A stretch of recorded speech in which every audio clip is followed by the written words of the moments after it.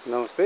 अहिले हामी सम्यक शिक्षा समूहद्वारा सञ्चालित सम्यक छात्रवृत्ति परियोजना अन्तर्गतको पहिलो चरणको यो छात्रवृत्ति वितरण कार्यक्रम पहिलोचोटि धरान 14 विष्णुपादिकामा रहेको उदय प्राथमिक विद्यालयमा हामीले 16 जना बच्चाहरूलाई छात्रवृत्ति दिने कार्यक्रम। त्यो कार्यक्रमको लागि अहिले हामी पैदल यात्रा भएर अगाडि बढिरहेका छौँ।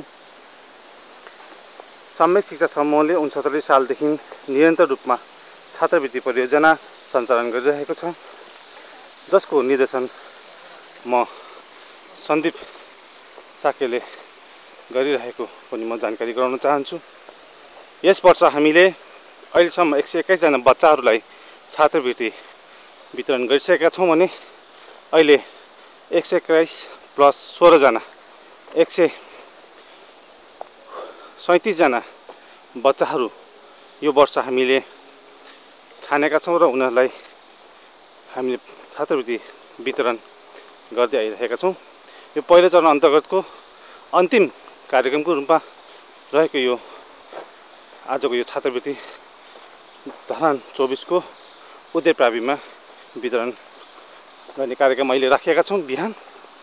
र अहिले हामी सामानहरू बोकेर त्यस स्कुलतर्फ हामी अगाडि बढिरहेका छौँ। यात्रा साह्रै रमाइलो अनि यो चिसोको वातावरण, बिहानी पख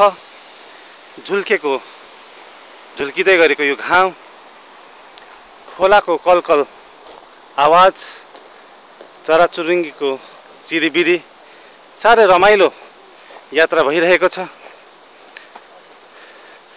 हिँड्दा गर्मी र निस्किएको पसिनाबाट फेरि शीतलता, आहा कति रमाइलो यो हाम्रो यात्रा।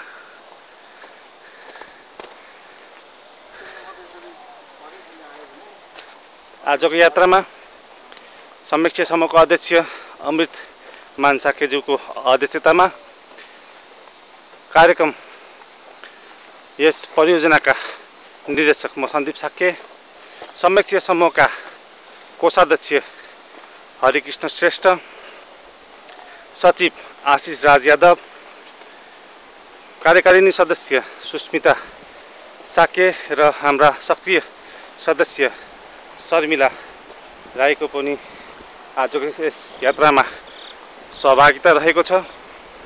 हामी सामग्रीहरू बोकेर अगाडि बढ्ने क्रममा छौँ।